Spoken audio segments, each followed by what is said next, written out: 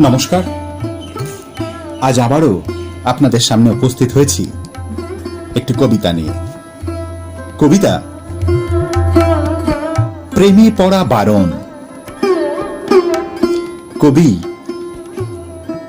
দেবব্রত মাইতি। কবিতা পাঠে অর্ধেন্দু গায়েন।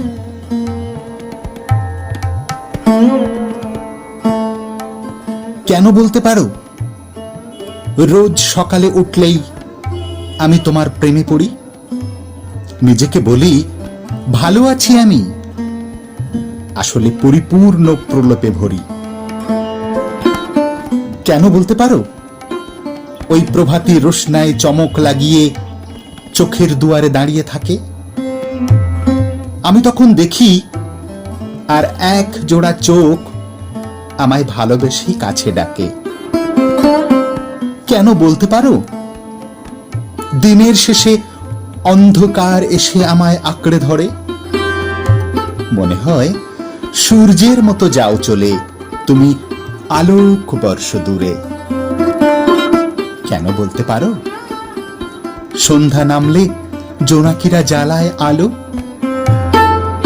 আমার ভালো থাকার সাইন বোর্ডটা কেন হয়ে যায় কালো। কেন বলতে পারো, তখন আমার চারিদিকটা হয় কেন অন্ধকার। আমার গল্প ছেড়ে কোথা যাও চলে, আমি হয়ে যাই একা আমার। কেন বলতে পারো, আমার ভাবনায় তুমি সবার সেরা।